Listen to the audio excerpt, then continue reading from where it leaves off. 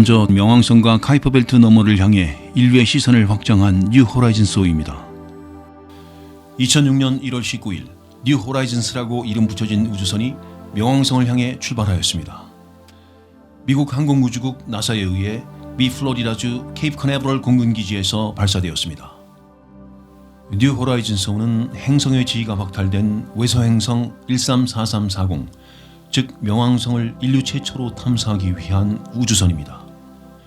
뉴 호라이즌스호의 크기는 그랜드 피아노 한 대 정도만 하고 탐사선이 발사될 때의 탈출 속도가 초속 16.26km이었는데 이 속도는 지금까지 인간이 제작한 물체 중 뉴 호라이즌호 발사까지 가장 빠르게 지구를 탈출한 속도로 기록되었습니다.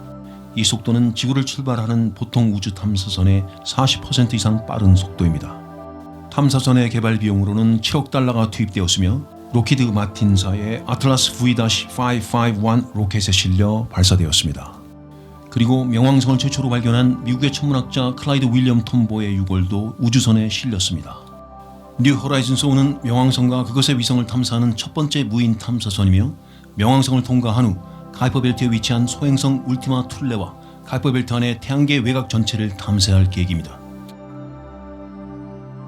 뉴 호라이즌스호는 발사 1년 후 목성 궤도를 지나면서부터는 목성의 중력을 이용하여 즉 스윙바이 기술로 시속 58,000km에서 시속 75,200km까지 속도를 낼 수 있습니다. 행성의 중력을 이용한 기술을 스윙바이라고 합니다. 우주선이 큰 행성 곁을 가까이 지나치게 될 때 행성의 중력에 빨려들어 그 행성과 함께 공전하게 됩니다. 이때 우주선의 속도는 매우 빨라지게 되고 적절한 고도를 유지하면서 가속도가 붙게 됩니다. 그리고 우주선이 행성으로부터 미끄러지면서 행성의 고도 바깥으로 강하게 튕겨나가게 될 때 새로운 속도가 붙어서 강한 추진력을 얻을 수 있게 됩니다. 다시 말하면 우주선이 행성으로 빨려 들어가기 직전에 속도의 극대화를 위해 연료를 한 번 더 분사합니다. 그러면 우주선은 행성과 함께 잠시 공전하다가 그 행성으로부터 튕겨져 나올 때 행성 진입 전의 속도보다 훨씬 더 빠른 속도로 행성을 탈출하게 되는데 그때 극대화된 속도를 확보하는 효과를 얻게 됩니다. 그때 바로 다른 행성으로 갈 수 있는 새로운 추진력을 얻을 수 있게 됩니다. 마치 우리가 무빙워커 마지막 지점으로부터 빠져나올 때 걸음이 확 빨라지는 느낌을 경험하는 것과 같습니다. 또 다른 예로는 롤러스케이트를 탈 때 A가 어느 한 지점에서 B를 잡아 앞으로 던질 준비를 합니다. B가 A 쪽으로 전진하면서 A의 손을 잡으면 이때 A는 순식간에 B의 손을 잡음과 동시에 전진 방향으로 B를 던져버립니다. 그러면 B는 가속도가 붙어서 더 빠르게 앞으로 튕겨져 나갈 수 있는 것과 같습니다. 이러한 기술을 스윙바이 또는 슬링샷 혹은 그래비티 어시스트라고 합니다. 스윙바이는 행성을 이용해 필요에 따라 가속 또는 감속할 수 있을 뿐만 아니라 방향을 바꿀 수도 있습니다. 이때 주의해야 할 사항은 스윙바이 도중 탐사선이 행성의 중력으로 빨려 들어갈 때 행성과 충돌할 수 있습니다. 그러나 미리 치밀하고 정확한 계산이 선행된다면 행성과의 충돌을 막을 수 있습니다. 뉴 호라이즌스호는 2014년 7월 20일 명왕성으로부터 2.8AU 지점에 도달하였고 2014년 8월 25일에는 해왕성의 궤도를 지났으며 2015년 3월 10일에는 명왕성으로부터 1AU 떨어진 지점에 도달했습니다. 2015년 7월 14일 11시 49분 57초경 뉴 호라이즌스호는 초속 13.78km의 속도로 명왕성으로부터 12,500km 떨어진 거리에 도달했습니다. 이 지점은 태양으로부터 32.9AU 거리에 해당되며 12시 03분 50초경에는 명왕성의 위성인 카로노로부터 28,858km 떨어진 거리까지 도달했습니다. 2015년 7월 15일에는 명왕성을 근접 통과하고 난 뒤 명왕성의 첫 번째 관측 자료가 지구로 전송되었습니다. 장장 48km의 비행 끝에 알래스카보다 약간 큰 직경 2306km의 외소 행성인 명왕성을 통과하였습니다. 탐사선은 명왕성으로부터 13,695km 이내까지 접근하여 명왕성 표면을 빠르게 돌며 2시간 동안 표면의 구성 성분, 온도, 기후 등을 탐사하며 사진 촬영하였습니다. 우주개발 역사상 명왕성에 가장 가까이 다가간 우주선인 뉴 호라이즌스호는 축구장 절반 크기인 지름 60m 물체까지 분간할 수 있는 고해상도 사진을 촬영하였고 명왕성의 대기 성분을 관측하였으며 명왕성 전체 지도를 작성할 정보를 수집하였습니다. 뉴 호라이즌스호의 탐사로부터 확보한 수많은 명왕성 사진들은 명왕성이 다양한 지형과 활발한 지각운동, 그리고 빙하 운동 등을 보여주는 역동적이고 활발한 천체임을 우리에게 알려주었습니다. 그동안 명왕성은 태양계 변두리의 추운 얼음덩어리 외소 행성이라고 우리가 생각했던 것과는 다르게 매우 다이나믹한 천체임을 확인시켜 주었던 것입니다.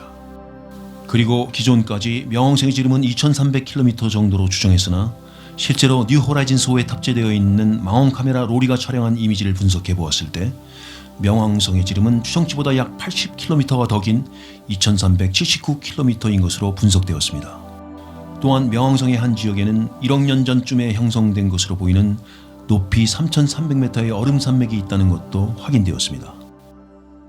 뉴 호라이즌스호는 밝은색으로 보이는 하트 구조인 톰보 지역에 있는 스푸트니크 평원을 탐사하였는데 탐사선이 수행한 화학 조성 분석 결과 평원은 불규칙한 모양의 조각들로 나뉘어 있고 그 사이에 좁고 얕은 골이 경계선을 이루고 있는 것이 확인되었습니다. 그리고 평원에는 질소와 메탄 그리고 일산화탄소 등이 다른 지역보다 더 풍부하게 있고 운석 등이 부딪혀 생긴 크리에터가 전혀 없는 것이 확인되었습니다. 또한 이 평원에서는 일산화탄소가 얼어붙은 얼음으로 덮인 지역도 발견되었으며 평균 섭씨 영하 230도의 매우 낮은 온도로 인해 질소가 얼음 상태로 존재하기 때문에 야기된 질소 빙하의 흔적도 포착되었습니다. 또한 명왕성의 일부 지역에는 높이 2500m 이상의 얼음산들이 질비한 산맥의 존재가 확인되었고 명왕성의 대기는 질소가 표면으로부터 1600km 높이까지 분포하고 있음이 관측되었습니다. 명왕성은 1930년에 발견되었지만 빛이 태양을 떠나 명왕성에 도달하는 데만 무려 5시간 27분이나 걸리는 지구로부터 매우 먼 거리에 위치해 있어서 우리에게 알려진 게 거의 없는 상태였습니다. 그러나 뉴 호라이즌스호가 탐사를 통해 명왕성의 신비를 벗겨주었는데 지형과 대기의 성분 그리고 명왕성의 위성 카론 등에 대한 생생하고 소중한 정보를 지구에 보내주었습니다. 뉴 호라이즌스호는 우주개발 역사상 최초로 지구로부터 48에서 50AU까지의 영역으로 정의된 카이퍼 벨트를 방문하여 천체를 관측한 최초의 탐사선으로 기록되었습니다. 카이퍼 벨트는 해왕성 궤도 바깥 항도면 부근 얼음과 암석덩어리의 천체들이 도넛 모양으로 밀집한 영역입니다. 해왕성 궤도 바깥쪽에서 태양계 주위를 도는 작은 천체들의 집합체 지역인데 하우메아 그리고 마케마케가 이 벨트 영역에 속해 있습니다. 카이퍼 벨트의 바깥쪽 경계, 즉 지구로부터 48에서 50AU 떨어진 지역보다 바깥쪽은 산란 분포대와 오르트 구름으로 이어져 있습니다. 카이퍼 벨트를 정확히 이해하기 위해서는 태양계 전체를 한눈에 봐야 합니다. 세레스가 있는 소행성대를 중심으로 안쪽으로 태양과 수성, 금성, 지구, 화성의 순서로 위치하고 소행성대를 중심으로 바깥쪽으로 목성, 토성, 천왕성, 해왕성 그리고 명왕성이 위치하고 있으며 하우메아와 마케마케가 있는 카이퍼 벨트가 다음으로 이어지고 이어서 에리스가 위치하고 있는 산란 분포대가 이어지며 그 다음으로 세드나가 있는 오르트 구름이 있습니다. 여기까지를 태양계의 규모라고 볼 수 있습니다. 2019년 1월 1일 뉴 호라이즌스호는 초속 대략 16km의 속도로 날아가 소행성 울티마 툴레 다른 명칭으로 2014 MU69의 3500km까지 접근하여 소행성의 형태와 표면 온도 그리고 지형 등을 관측했습니다. 울티마 툴레처럼 먼 거리의 천체들은 극도의 저온 환경에 있기 때문에 46억 년 전 태양계 형성 초기의 상태를 아직도 유지하고 있을 것으로 추측합니다. 즉 태양계가 형성될 때의 물질들이 원형 그대로 보존되어 있을 것으로 과학자들은 추정합니다. 뉴 호라이즌스호가 울티마 툴레에 근접 비행하는 이유가 바로 태양계 형성 초기의 모습을 찾기 위해서입니다. 울티마 툴레는 라틴어로 미지의 세계라는 뜻이며 태양계 외곽에 있는 소행성으로 2014년에 처음 발견되었습니다. 울티마 툴레는 지구로부터 약 65km, 명왕성으로부터는 약 16km 떨어져 있으며 태양 주위를 295년에 한 바퀴씩 돌고 있고 우리는 아직까지 울티마 툴레의 형태를 정확히 알 수 없었습니다. 다만 간접적인 관측을 이용하여 분석해 보았을 때 울티마 툴레는 20-30km 전후 길이의 암석이나 얼음으로 이루어진 소행성이며 땅콩 또는 오뚜기를 닮은 불규칙한 형태일 것으로 추정했습니다. 이러한 소행성들은 45억 년 전 태양계 형성 시 미처 행성이 되지 못한 암석과 얼음 덩어리들이 서로 충돌을 거듭하며 10km 이상의 소행성이 만들어졌고 다시 이 소행성들은 서로 각각의 중력에 이끌려서 회전하고 충돌과 분리를 반복하면서 합쳐진 결과로 현재의 모습이 되었을 것으로 추정합니다. 뉴 호라이즌스호는 명왕성을 인류 역사상 첫 번째로 탐험한 데 이어 현재까지 가장 먼 천체를 탐사한 우주선이자 태양계가 탄생하면서 나온 잔해를 직접 살핀 최초의 우주선이 되었습니다. 뉴 호라이즌스 5가 촬영한 고해상도 영상을 분석해보면 울티마 툴레는 지름이 각각 14km와 19km인 공 모양의 소행성 두 개가 붙어있는 마치 눈사람 형태인 것으로 확인되었습니다. 뉴 호라이즌스 5는 울티마 툴레의 표면 구성 성분과 지형, 그리고 형태 등을 분석할 수 있는 태양계 초기 환경 파악에 유용한 정보를 지구에 전송했습니다. 뉴 호라이즌스 5는 적어도 2021년까지 카이퍼 벨트 탐사를 계속해 나가고 그 후 태양권 바깥을 탐사할 예정입니다. 목성 통과 시와 마찬가지로 소행성의 중력을 이용해 마치 용수철처럼 튕겨나가며 속도와 방향을 바꾸는 항법인 스윙바이 기술을 통해 태양계 밖으로 멀어져 갈 것입니다. 그리고 뉴 호라이즌스 5는 2029년 태양계를 벗어날 예정이며 2038년 12월에는 지구로부터 100AU 지점에 있게 될 것입니다. 뉴 호라이즌스와 같이 시속 48,000km로 날아가는 탐사선은 우주 공간을 떠돌아다니는 잔해와 부딪히게 되면 우주선에 치명적일 수 있습니다. 그 잔해가 단 1mm 정도의 작은 크기라 하더라도 우주선의 어느 부분도 그 충돌로부터 안전할 수 없습니다. 그래서 우주선의 진행 방향으로 향하고 있는 무선 안테나를 잔해 충돌 방어용으로 사용합니다. 미립자가 무선 통신 안테나에 충돌할 경우 안테나는 충격을 흡수하면서도 안테나의 기능에는 지장 없이 우주선 동체를 보호할 수 있는 것입니다.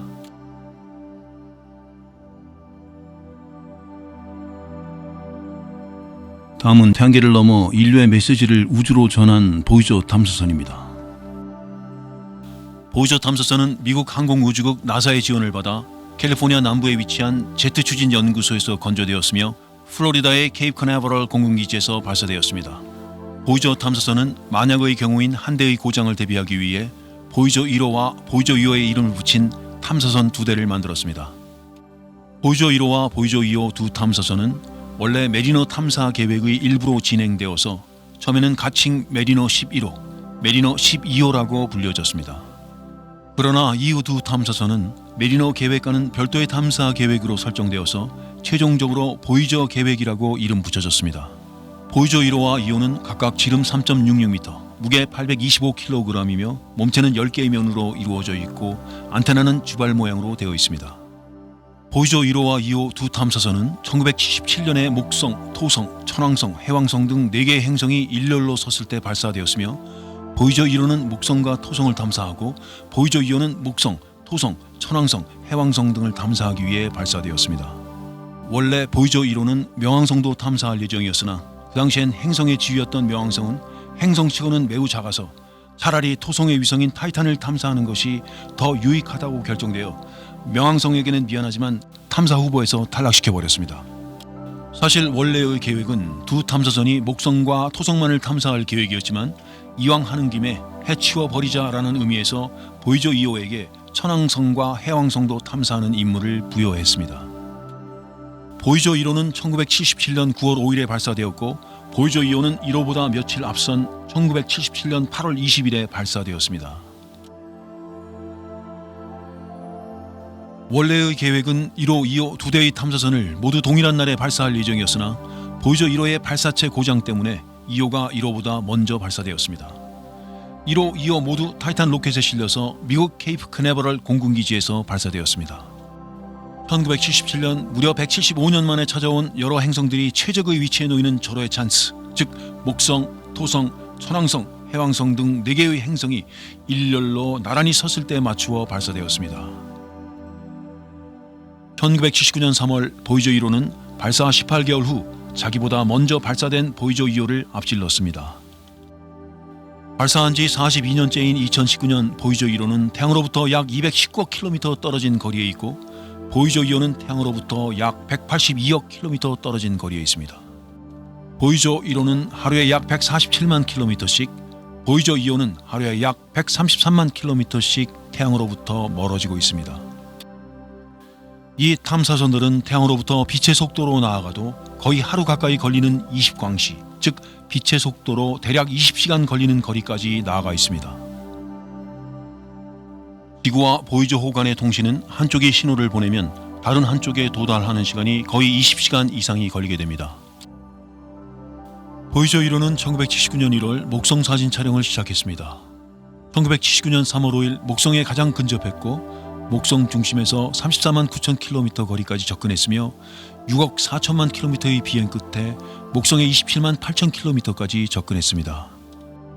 1980년 토성의 저공 비행을 시도했고 11월 12일에는 토성 가까이 접근하여 근접 촬영하였으며 토성 표면 12만 4천 킬로미터 이내까지 접근했습니다. 또한 토성 고리의 복잡한 구조를 발견했고 토성과 토성의 위성인 타이탄의 대기를 조사했습니다. 보이저 1호는 목성과 토성 그리고 그 두 행성의 위성들에 관한 많은 자료와 사진을 지구로 전송했습니다. 그런 임무를 마친 후 공전면 위쪽으로 태양계를 벗어났습니다. 보이저 1호는 2004년 12월에 94AU 지점의 태양권 덮개에 도달했으며 정확히 2006년 8월 12일 21시 13분에 100AU 지점에 도달했습니다. AU는 태양과 지구 사이의 거리를 나타내며 1AU는 1억 5천만 킬로미터입니다. 보이저 1호는 2010년 12월까지 33년간 174억 킬로미터를 날아갔으며 이 거리는 빛의 속도로는 달랑 17시간 날아간 것에 불과한 것입니다. 2010년 보이저 1호에서 측정한 태양풍의 속력이 0이 되었을 때 과학자들은 보이저 1호가 태양계를 벗어나 성간 공간에 들어섰을 것이라고 추정했습니다. 2011년 6월에는 시속 약 6만 킬로미터의 속도로 태양권이 끝나는 경계면인 태양 공계면을 통과했습니다. 나사는 보이저 1호가 2012년 8월 25일에 태양권 덮개를 통과했으며 공식적으로 태양계를 벗어났다고 발표했습니다. 2012년 8월 25일 보이저 1호가 지구로 전송한 자료를 검토한 결과 보이저 1호는 인류가 만들어낸 물체로는 최초로 태양계의 끝인 항성과 항성 사이의 공간인 성간 공간으로 진입해 역사상 그 어느 것보다도 더 멀리 위치하는 기록을 세웠습니다. 보이저 2호는 1977년 8월 20일에 발사되었으며 1979년 7월에 목성 근처를 통과했고 1981년 8월에 토성 가까이 접근하여 근접 촬영을 하였습니다. 1986년 1월 24일에는 천왕성에 접근하였으며 1989년 2월에는 해왕성을 통과한 후 공전면 아래쪽으로 태양계를 벗어났습니다. 보이저 2호는 목성에서 새로운 위성 3개를 발견하였고 토성에서는 초속 500m의 폭풍이 불고 있는 것도 확인하였으며 토성의 수천 개의 가는 선고리는 주로 얼음 덩어리로 구성되어 있음도 밝혀냈습니다. 보이저 2호는 그 밖의 목성과 토성 표면의 모양과 대기의 조성과 온도 그리고 자기장을 관측하였고 그동안 천왕성은 5개의 위성을 가지고 있는 것으로 알려졌으나 사실은 위성이 10개임을 확인시켜 주었습니다. 또한 해왕성의 북극 4,850km 상공까지 접근하였을 때에는 새로운 위성 6개를 발견하였고 오로라, 소용돌이 폭풍 등을 관측하여 수천 장의 사진을 지구로 보냈습니다. 보이저 2호는 천왕성과 해왕성을 지나가면서 이 행성들과 그것들의 위성에 관한 많은 자료와 사진을 지구로 전송했습니다. 보이저 2호는 인류 역사상 유일하게 천왕성과 해왕성을 방문한 탐사선이 되었습니다. 과학자들은 보이저 2호는 그야말로 수많은 발견을 이루어 역사상 가장 위대한 항해자라고 말했습니다. 화성을 제외한 모든 목성형 행성을 방문하여 행성들에 대한 새로운 사실을 발견하고 엄청난 정보를 과학계에 안겨주었습니다. 보이저 2호가 우리에게 보낸 정보 중에는 외행성들 자체의 구조와 구성물질에 대한 조사, 행성 고리의 존재 여부 확인과 각 행성별로 수십 개씩에 이르는 새로운 위성의 발견 등이 있습니다. 또한 파이오니어 10호와 파이오니어 11호가 관찰하지 못했던 2호의 화산 활동 존재를 밝혀냈습니다. 특히 보이저 2호는 목성의 갈릴레오 위성인 2호, 유로파, 가니메데, 칼리스토와 토성의 위성 중 가장 큰 위성인 타이탄 등에 대해 지구로 보내준 상세한 정보는 천문학자들의 마음을 설레게 했고 과학자들에게 매우 신선한 충격을 던져주었으며 SF 소설가들에게는 새로운 아이디어 발상의 영감을 안겨주었습니다. 천왕성과 해왕성에 대해 우리가 알고 있는 대부분의 정보는 보이저 2호에 의해 밝혀진 것입니다. 2018년 11월 2일 보이저 2호는 태양권 덮개, 즉 태양계와 외부 우주 공간의 경계 영역인 헬리오시스를 여행하고 있었고 이곳은 태양으로부터 119AU, 즉 178억 킬로미터 지점을 지난 것이었습니다. 이 거리는 빛의 속도로 대략 17시간이 소요되는 거리이며 이것은 인류가 만든 물체 중 보이저 1호에 이어 지구로부터 두 번째로 멀리 떨어져 있는 것이었습니다. 보이저 1호와 2호 두 탐사선에는 여행 중 혹시 외계인을 만날지도 모른다는 경우를 대비하여 천체 물리학자 칼 세이건의 연구팀이 수집한 지구 사진 118장과 90분 분량의 현대음악, 그리고 개 짖는 소리와 세톤 5의 발사 장면 소리 등이 실려져 있습니다. 또한 미국 아이다호주 스네이크 강의 사진들과 미국의 도시 거리의 소음, 아기가 태어날 때의 울음소리, 사랑에 빠진 젊은 여성의 내파와 다양한 지구의 소리들이 실려 있습니다. 그리고 55개국 언어의 인사말과 고래의 언어, 인간의 모습을 그린 그림과 수학 공식, 현악 사중주의 아름다운 소리와 유엔 사무총장과 지미 카터 대통령의 인사말 등도 실려져 있습니다. 이 두 탐사선은 2025년 즈음에는 전력이 부족해지기 시작할 것이라 여겨지지만 예상 수명을 훨씬 넘겨 최대 2030년까지는 지구와 통신할 수 있을 것으로 추측하고 있습니다.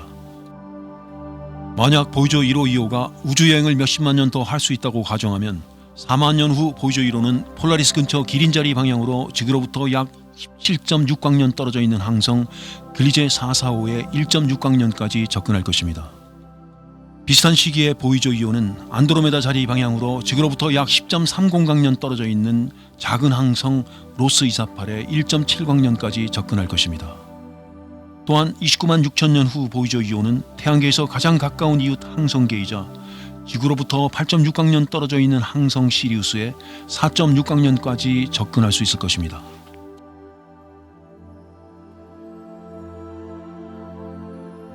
다음은 목성의 극지와 내부 구조의 비밀을 풀기 위해 날아간 주노 탐사선입니다.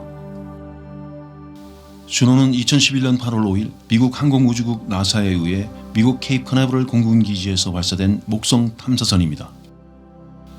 주노 탐사선은 뉴 호라이즌스호에 발사에 쓰였던 현존하는 가장 강력한 발사체인 아틀라스 V551 로켓에 의해 발사되었습니다. 당시 총 11억 달러, 우리 돈으로 1조 3천억 원 이상의 예산이 투입된 초대형 프로젝트였습니다. 무인 탐사선인 주노의 우주 탐사 임무 기간은 7년이며 5년 동안 총 28억 킬로미터를 날아 목성 궤도에 진입하였습니다. 탐사선 날개의 지름은 20m이고 본체 길이는 4.5m, 무게는 연료를 포함하여 3,625kg에 달하며 오로지 태양계의 행성 목성만을 탐사하기 위해 설계된 탐사선입니다. 주노의 에너지원은 오로지 태양전지만을 이용해 세계에 전집한 태양광 패널에 의존하여 태양에너지를 얻었습니다. 우주개발 역사상 주노 탐사선은 갈릴레오에 이어 두 번째로 목성 궤도에 진입한 탐사선이 되었습니다. 주노를 이용한 목성 탐사는 목성에 존재하는 물의 양, 그리고 고체 상태의 핵의 존재 여부를 조사하여 태양계의 생성 과정을 유추하는 것이었습니다. 주노는 방사능 피해를 최소화하기 위해 목성의 강력한 방사능과 자기장 지역을 피해 타원형 궤도를 돌며 임무를 수행했습니다. 주노라는 탐사선의 이름은 로마 신화 여신에서 그 이름을 따왔고 주피터, 즉 제우스의 부인입니다. 우리에겐 헤라라는 이름으로 더 잘 알려져 있습니다. 그리스 로마 신화에서 주피터는 자신의 부정을 감추기 위해 구름으로 자신을 둘러싸고 숨었지만 아내인 주노는 이 구름 장막을 투시하여 주피터의 진짜 모습을 밝혀냅니다. 그래서 주노는 주피터의 아내로서 남편인 가스 행성 주피터의 아름다운 소용들이 구름 아래에 숨어있는 것들을 모두 밝혀내는 것이 주노의 탐사 목적입니다. 먼저 목성의 주요 물리량에 대해서 알아보겠습니다. 태양계의 왕자 또는 태양계의 거인이라 불리워지는 목성은 태양계의 5번째 행성으로 태양 다음으로 큰 천체이며 가장 큰 행성입니다. 질량은 지구의 318배로 역시 태양계에서 태양 다음으로 무겁고 지름은 약 14만 3천 킬로미터로 지구의 약 11배이며 부피는 1320배입니다. 태양을 중심으로 도는 목성의 공전 주기는 4332일로 지구의 약 12배 정도이고 자전 주기는 9.92시간으로 약 0.41배입니다. 목성은 지구보다 1300배가 넘는 큰 부피에도 불구하고 자전 속도는 지구보다 25배 이상 빠른 것이 매우 특이합니다. 목성은 표면이 존재하지 않는 가스로 가득 찬 행성이며 약 90%의 수소와 10%의 헬륨으로 구성되어 있습니다. 약 50km 두께의 구름층으로 덮여 있고 상층 대기를 뚫고 지나면 더 높은 압력의 가스층이 존재합니다. 목성의 내부 구성은 알려진 바가 없지만 얼음코어와 금속성 수소 등으로 구성되어 있으리라 추정만 할 수 있을 뿐입니다. 목성은 태양계에서 가장 먼저 형성된 행성으로 추측되고 있어 목성의 생성 과정을 알면 다른 행성의 형성 과정을 예측할 수 있을 것으로 보입니다. 준호의 탐사 목적을 달성하기 위한 중요한 임무는 목성의 대기를 뚫고 목성 내부를 본격적으로 탐사하는 것이었습니다. 목성의 기원과 진화를 이해하기 위해 목성의 내부 구조를 밝혀내는 것입니다. 목성은 태양계의 행성 중 가장 먼저 형성된 행성이어서 가스 행성의 기원을 알 수 있는 중요한 키가 될 수 있습니다. 과학자들은 목성의 대기 중 물의 양과 핵의 성분을 조사하면 목성의 기원과 태양계 초기 역사에 대해 다양한 정보를 얻을 것이라 기대했습니다. 준호 이전에 갈릴레오 탐사선이 목성을 조사했지만 행성 내부의 가스층을 들여다보지는 못했습니다. 반면 준호 탐사선은 목성 대기를 뚫고 행성의 내부 구조를 자세히 들여다보며 자기장과 중력장을 관측했습니다. 준호는 20개월 동안 약 30차례에 걸쳐 목성 대기 약 5,000km 상공에서 목성 주위를 돌며 면밀히 조사했습니다. 준호는 극궤도에 존재하는 중력장, 자기장을 조사하였고 목성의 대기에 존재하는 물의 양은 어느 정도인지 그리고 행성의 질량 분포에 대해 조사했습니다. 지금부터 준호의 목성 탐사 여정에 대해 자세히 알아보겠습니다. 준호 탐사선은 속력 증가를 위해 즉 지구를 스윙바이하기 위해서 지구로부터 멀어졌습니다. 그리고 2013년 10월 9일 지구의 중력의 힘을 받아 목성까지 날아가는 궤도로 설정된 대로 다시 지구에 접근하면서 시속 15만 km로 지구를 근접 통과하여 심우주 비행을 시작하였습니다. 2016년 7월 4일 마침내 준호 탐사선은 4년 11개월 동안 장장 27억 km를 비행한 끝에 목성 궤도에 도착했습니다. 준호는 시속 26만 km 이상의 속도로 목성 궤도에 접근하였고 역추진 엔진으로 시속 2000km 이내로 속도를 줄여서 무사히 목성을 공전하는 타원 궤도에 진입하였습니다. 놀랍게도 탐사선이 기지에서 발사 당시에 설정된 목성 궤도 도착 예상 시간과 실제 궤도 도착 시간 차이가 단 1초에 불과할 정도로 정확하게 임무가 수행되고 있었습니다. 준호는 목성 궤도에 들어설 때 나사와의 직접 통신 없이 자체 인공지능 기능으로 궤도 진입을 시도했으며 진입 과정에서 방사선 등에 의한 기체 손상에 대비하여 전원을 껐습니다. 목성의 궤도에 진입한 지 6일이 지나서야 가시광선 카메라인 준호캠을 다시 작동시켰습니다. 준호캠의 전파 신호가 지구까지 도달하는 데에는 약 48분쯤 걸리는데 이 속도는 목성이 지구로부터 약 8억 7천만 킬로미터나 떨어져 있는 것을 감안하면 매우 빠른 전송 속도라고 볼 수 있습니다. 준호가 목성의 대기를 조사하기 위해서는 최대한 목성에 가깝게 접근하여 공전해야 했습니다. 이처럼 매우 가깝게 탐사선이 대적반에 접근하는 것은 지구로부터 목성을 육안으로 관찰하기 시작한 1830년 이후 인류 역사상 처음 있는 일입니다. 준호는 시속 1950km의 속도로 목성 궤도를 공전하면서 목성의 대기 온도, 수분 함량과 구성 등을 측정하였으며 준호가 보낸 자료 중에서 주목할 만한 것은 목성의 극지방의 대기 운동이 매우 활발하게 운동한다는 사실입니다. 지구 자기장보다 2만 배 이상 강한 목성의 자기장은 주변의 전자들을 거의 빛의 속도로 가속시키고 준호가 가깝게 접근하면 이 전자들이 강한 에너지로 충돌해 옵니다. 이러한 충격을 피하기 위해 준호의 컴퓨터와 전자장비들은 180kg의 티타늄 박스로 보호시켰습니다. 준호는 목성의 대기 가까이에서 남극과 북극을 촬영하였고 목성 주위를 둘러싼 구름층 속에 들어가 마이크로파 레이더로 목성의 소용돌이 치는 폭풍을 정밀 관측했습니다. 목성의 최대 비밀을 파헤칠 수 있는 수백 킬로미터 속까지 관측이 가능한 준호의 최첨단 과학 장비 덕택에 두꺼운 구름층을 뚫고 목성 대기의 성분과 온도와 압력 그리고 순환 활동 등을 탐사했습니다. 준호는 높은 20률의 궤도로 목성을 돌면서 20개월 동안 극궤도에 존재하는 성분과 목성의 외부만을 조사했던 갈릴레오 탐사선과는 달리 목성의 내부층들을 자세히 들여다보았습니다. 또한 궤도를 돌면서 목성의 양극 상공에 거대한 사이클론이 소용돌이 치고 있는 모습과 목성의 놀랍고 독특한 구름 사진을 지구로 전송했습니다. 거대한 기체 소용돌이 폭풍이 내부 깊숙이 무려 3,000km 깊이까지 뻗어 독립적으로 서로 섞이지 않고 활동하는 모습을 관측했고 고체처럼 단단하게 뭉쳐진 수소기체 등 목성의 불가사의한 특성들을 관측했습니다. 준호는 목성의 남극과 북극 지역 표면을 뒤덮은 태풍의 형태인 거대한 기체 소용돌이가 벌집 모양처럼 규칙적으로 모여 회전하고 있는 것을 확인했습니다. 지름이 각각 4,000km에서 7,000km 정도의 크기로 북극에는 9개, 남극에는 6개가 존재하는 것을 확인했습니다. 대적점의 폭은 1800년대 후반에는 지구 지름의 4배 정도였지만 보이저 2호가 1979년 목성을 통과했을 때에는 지구의 2배 정도로 그 크기가 줄어진 것이 확인되었습니다.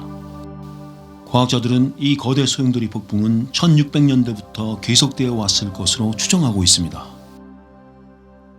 주노 탐사선은 원래 2018년 초에 임무를 마칠 예정이었으나 목성의 대적반 약 9,000km까지 접근하여 태양계에서 가장 강렬한 오로라 현상이 어떻게 목성에서 유발되는지 정확히 밝혀내기 위해 2021년까지 임무 수행이 연장되었습니다. 2021년 7월 30일 주노의 탐사 임무가 끝나면 주노는 목성의 구름을 뚫고 들어가 두꺼운 대기 속으로 떨어져 마지막 정보를 수집하고 마침내 파괴되어 최후를 맞게 될 예정입니다. 나사는 주노를 천천히 하강시키며 행성과 충돌하는 그 마지막 순간까지 데이터를 얻을 예정이라고 합니다. 나사는 1995년부터 2003년까지 목성의 궤도를 돌며 탐사 임무를 수행한 갈릴레오 우주 탐사선과 1997년 발사하여 2017년까지 토성을 탐사한 카시니오도 역시 이와 같이 완전히 사라지는 방식으로 생을 마치게 했습니다. 이처럼 임무를 완료한 탐사선들을 파괴시키는 이유는 혹시라도 탐사선에 남아있을지 모를 지구의 미생물이 위성들과 충돌하여 오염시킬 가능성을 완전히 제거하려는 의도인 것입니다. 특히 목성의 위성인 유로파는 외계 생명체가 존재할 가능성이 매우 다분히 있는 위성입니다. 바로 유로파의 얼어붙은 표면 아래에 액체 상태의 바다가 있기 때문입니다. 그래서 나사는 주노 활동 이후 나사의 다음 탐사 전체 목표로는 목성의 위성 유로파로 결정했습니다. 나사는 2024년 유로파 착륙선을 목성의 위성 유로파 탐사를 위해 발사시킬 예정이며 궤도선인 유로파 클리퍼도 함께 임무를 수행하도록 계획하고 있습니다. 유로파 착륙선의 주요 목표는 유로파의 생명체 존재 여부를 탐사하고 위성의 표면과 물의 특성을 밝히는 것이라고 합니다.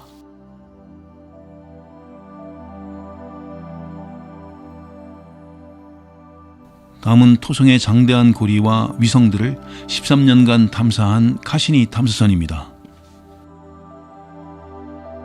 카시니 하이온스호는 토성과 토성의 위성들을 탐사하기 위해 미국 항공우주국 나사, 유럽 우주국 ESA, 그리고 이탈리아 우주국 ASI가 공동 개발한 탐사선입니다. 카시니 하이언스호는 나사가 제작한 토성 궤도선 카시니호와 ESA가 만든 하이언스 착륙선으로 구성되어 지구에서 카시니호와 하이언스호가 함께 발사되어 이 탐사선을 카시니 하이언스호라고 이름 붙였습니다. 즉 카시니호에 하이언스 행성 탐사선이 탑재되었으며 하이언스호는 토성의 위성 타이탄에서 카시니호로부터 분리되어 타이탄에 착륙하게 됩니다. 하이언스 탐사선은 타이탄 대기의 조성과 풍속, 기온, 기압, 형성 등을 직접 관측할 예정입니다. 카시니 하이언스호는 1997년 10월 15일 미국 케이프 카너버럴 공군기지의 발사대에서 미 공군 타이탄-4 로켓을 이용하여 발사되었습니다. 이 거대한 우주 프로젝트의 수행 비용으로 당시 약 32억 6천만 달러가 들었는데 상세 내역으로는 탐사선의 계획과 제작 비용으로 1억 4천만 달러, 우주 임무 관제 비용으로 7,040만 달러, 탐사 경로 설계 비용으로 540만 달러, 그리고 발사체 수행 비용으로 4,220만 달러가 사용되었습니다. 카시니호는 1675년 토성의 7개 고리 가운데 고리 사이의 틈, 즉 카시니 간극을 발견한 이탈리아계 프랑스 천문학자 조반니 카시니에서 이름을 따왔고, 하이언스호는 토성 고리를 최초로 확인한 네덜란드의 천문학자인 크리스티안 하이언스에서 그 이름을 따왔습니다. 카시니호의 총 예상 비행거리는 34억 킬로미터인데 이것은 지구와 토성 사이의 평균 거리인 14억 킬로미터의 약 2.5배에 해당합니다. 카시니호는 길이 6.8m, 너비 4m가량의 고속버스만한 크기이고 속력은 시속 12만 4천 킬로미터를 낼 수 있으며 하이언스호는 지름 2.7m, 무게 317kg 정도입니다. 카시니 하이언스호는 토성과 그 위성을 탐사할 예정이며 토성 대기의 여러 층과 원리를 조사하고 토성 고리를 면밀히 관측하며 고리의 입체적인 구조와 구성 원리 그리고 자기장을 조사할 예정입니다. 그리고 토성의 위성 타이탄의 구름과 안개가 시간에 따라 어떻게 변하는지 조사하고 위성 표면의 지도화를 위한 정보를 확보할 예정입니다. 또한 토성의 위성 판도라와 엔셀라두스의 표면 성분과 지형의 역사를 조사하고 물의 존재 여부를 확인할 것이며 생명체 서식 가능성 확인을 위한 탐사를 진행할 예정입니다. 그리고 탐사선은 토성 궤도에 이르기 전에 소행성 마수르스키에 접근하여 촬영하고 목성의 대기와 옅은 고리 그리고 목성의 위성 2호를 촬영하여 그 정보를 지구로 전송할 예정입니다. 탐사선은 토성 그름층으로부터 겨우 3,000km 상공에서 비행하게 될 것이며 토성을 155번 공전하고 타이탄에 54번 근접 비행을 시도할 것이며 토성의 위성 엔셀라두스에는 11번 근접 비행을 할 예정입니다. 카시니 하이언소는 지구에서 싣고 가는 연료만으로는 탐사 목적을 수행할 수 없기 때문에 스윙바이 기술을 이용해 새로운 추진력을 얻어야 합니다. 탐사선은 행성의 중력권으로 진입한 뒤 행성과 함께 공전하다가 중력의 힘을 받아 튕겨나가면서 강력한 새로운 추진력을 얻게 됩니다. 탐사선은 지구를 출발하여 1차로 금성으로부터 새로운 추진력을 받아 지구와 목성을 거치면서 역시 각 행성을 스윙바이하여 토성에 도착하게 됩니다. 스윙바이란 행성의 중력을 이용하여 새로운 추진력을 얻게 되는 플라이바이 기법입니다. 이 기술은 물체를 끈에 매달아서 빙빙 돌리다가 끈이 끊어지게 되면 물체가 멀리 날아가는 원리인데 육상 종목에서 해머를 끈에 매달아서 빙빙 돌리다가 끈과 함께 해머를 던져버리는 올림픽 종목인 해머 던지기가 바로 스윙바이 원리를 이용한 운동입니다. 또 다른 예로는 롤러스케이트를 탈 때 A가 어느 한 지점에서 B를 잡아 앞으로 던질 준비를 합니다. B가 A 쪽으로 전진하면서 A의 손을 잡으면 이때 A는 B의 손을 잡음과 동시에 순식간에 전진 방향으로 B를 던져버립니다. 그러면 B는 가속도가 붙어서 더 빠르게 앞으로 튕겨져 나갈 수 있는 원리입니다. 이러한 기술을 스윙바이, 플라이바이 또는 슬링샷 혹은 그래비티 어시스트라고 합니다. 스윙바이는 행성의 중력을 이용하여 필요에 따라 가속하거나 감속할 수 있을 뿐만 아니라 방향도 바꿀 수 있습니다. 카시니 하이언소는 1998년 4월 26일 금성과 함께 궤도를 돌면서 행성의 중력을 이용하여 새로운 추진력을 얻었습니다. 금성 스윙바이를 통해 목성과 화성 사이의 소행성대까지 날아갈 가속력을 얻었습니다. 카시니 하이언소는 소행성 2685 마수르스키로부터 160만 킬로미터까지 접근하여 촬영하였습니다. 탐사선은 1999년 8월 18일 03시 38분 UTC에는 지구에 끌어당기는 힘을 이용하여 지구를 스윙바이하였는데 달로부터 37만 7천 킬로미터까지 접근하여 촬영을 시도하였습니다. 이어 지구 궤도를 지나면서 초속 5.5km의 새로운 추진력을 얻어 목성으로 날아갔습니다.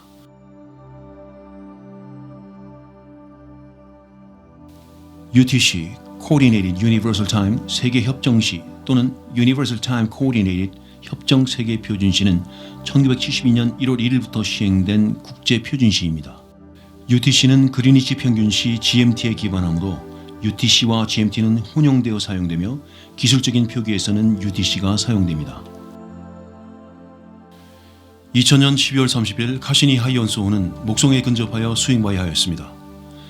약 6개월간에 걸친 스윙바이 기간 동안 고해상도의 선명한 목성의 전면과 목성의 옅은 고리와 위성 등의 약 2만 5천 장의 사진을 촬영하여 지구로 보냈습니다. 카시니 하이언소는 목성을 스윙바이하여 초속 6.7km까지 가속한 뒤 2004년 7월 1일 오전 토성 궤도에 진입하여 13년간 토성과 토성의 위성들을 탐사했습니다. 이때가 탐사선이 발사된 지 6년 8개월 만이었고 탐사선은 토성 표면 18,000km까지 접근하여 2대의 카메라로 토성 표면 여기저기를 촬영한 정보를 지구로 전송했습니다. 탐사선은 토성의 고리, 대기, 자기장을 조사하였고 고리 주변에서 새로운 방사선들을 발견하였으며 특이한 상호작용을 확인하는 한편 고리에서 가장 낮은 온도를 측정했습니다. 또한 토성의 고리를 이루는 입자들은 크기가 작게는 작은 모래 알갱이부터 크게는 기차보다 더 큰 사이즈까지 다양한 모양과 크기인 것을 확인했습니다. 이번 탐사에서는 지구로부터는 전혀 관측되지 않는 다양한 정보를 수집할 수 있었는데 그것들은 플라스마 파동과 토성 표면의 번개 현상 등이었습니다. 또 이번 탐사를 통해 토성의 자전주기가 10시간 45분 45초라는 사실도 새롭게 발견했고 토성 주위를 76번 선회하면서 현재까지 발견된 60개 이상의 토성의 위성 외에 다른 새로운 위성의 존재 여부도 탐사했습니다. 카시니 하이언소호는 지구로부터 관측되지 않은 토성의 뒷면에서 8개의 새로운 위성을 발견했으며 그중 질량이 1000억 kg 이상인 6개 위성들은 다프니스, 안테, 팔레네, 아에가에온, 메토네, 폴리데우케스라고 이름 붙여졌습니다. 2004년 12월 25일 UTC 2시 무렵 자선인 하이언스호가 모선 카시니오로부터 분리되어 토성의 위성 타이탄 포면을 향해 하강을 시작했습니다. 길이 3m, 무게 320kg인 하이언스호에는 타이탄에 착륙하기 위해 3개의 낙하산이 부착되어 있고 타이탄의 대기 분석을 위한 센서가 부착되어 있는데 이것은 타이탄의 기류, 바람의 세기와 기압, 공기 성분 등의 감지를 위한 것이며 온도도 측정할 수 있습니다. 또한 녹음기도 부착되어 있어서 하강 소리를 녹음할 수 있도록 되어 있고 회전식 카메라 3개가 탑재되어 있습니다. 하이언스호가 카시니호로부터 분리된 후부터는 독립적인 2개의 탐사선이 되어 카시니호와 하이언스호라고 지칭했습니다. 하이언스호는 2005년 1월 14일 타이탄의 대기권에 진입하여 위성에 대한 관측 자료를 지구로 전송했고 얼음 자갈들이 여기저기 뒹구는 타이탄 표면에 착륙하는 데 성공했습니다. 타이탄은 토성의 위성 가운데 유일하게 질소 성분의 대기층을 갖고 있기 때문에 40억 년 전의 지구 환경과 비슷할 것으로 추정하고 있습니다. 60개가 넘는 토성의 위성 중 가장 큰 타이탄은 생명체 존재 가능성이 높은 곳으로 여겨지고 있습니다. 타이탄의 지표에서는 액체 탄화수소로 이루어진 바다와 호수를 확인했으며 과학자들은 이 바다에는 미생물이 서식할 가능성도 있다고 내다보고 있습니다.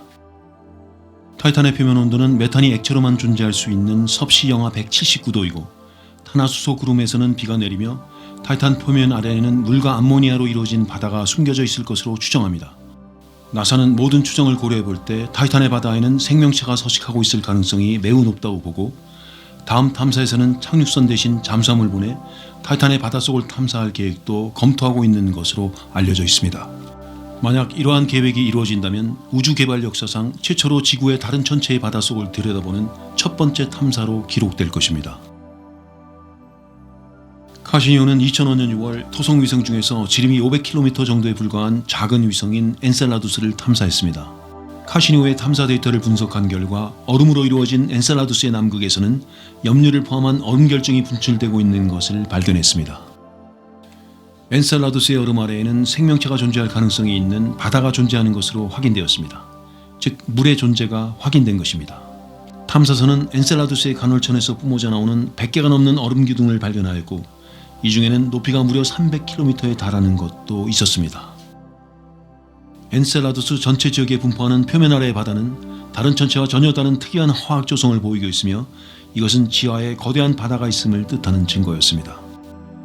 카시니호가 확보한 엔셀라두스의 중력 측정 결과의 분석 결과 남극에 있는 바다는 얼음 표층으로부터 30km 아래에 있으며 바다의 깊이는 약 10km 정도인 것으로 추정했습니다. 엔셀라두스와 같은 얼음 천체가 과학자들의 지대한 관심을 끄는 이유는 위성 내부에 바다가 존재하며 모 행성인 토성과의 강력한 중력 상호작용으로 인해 그 바다가 액체 상태인 것으로 추정되어 그곳에서 생명체가 발견될 확률이 높기 때문입니다. 2016년 12월 18일 탐사선은 토성의 F고리 바깥쪽에 위치한 토성의 위성 판도라 41,000km까지 근접하여 촬영에 성공했습니다. 판도라의 물리적 재원을 밝혀낼 만큼 충분한 정보는 아니었지만 구멍투성이의 얼음 덩어리인 판도라의 해상도 높은 사진을 지구로 보냈습니다. 카시니호는 2004년 토성 궤도에 도착한 후 13년 동안 궤도를 돌면서 고리를 두른 아름다운 행성과 그 위성들에 대한 여러 가지 놀라운 사실들을 발견하고 그 정보를 인류에게 전해주었습니다. 카시니호는 22번째 토성의 고리 진입과 행성의 탐사 활동을 마치고 연료가 바닥남에 따라 지구에서 통제할 수 없는 단계에 이르게 되어 나사는 카시니호의 산화를 결정했습니다. 나사의 이러한 결정은 만약 카시니호가 토성의 위성 안셀라두스나 타이탄에 떨어질 경우 선체에 묻어있던 지구의 미생물 또는 핵연료에서 발생한 플루토늄 방사능 물질이 토성의 위성에 혹시 존재할지 모르는 생명체의 환경을 오염시키는 것을 차단하기 위한 것입니다. 카시니호는 2017년 9월 15일 오전 7시 55분 토성의 짙은 대기로 진입해 뜨거운 마찰열에 의해 불태워져 사라졌습니다.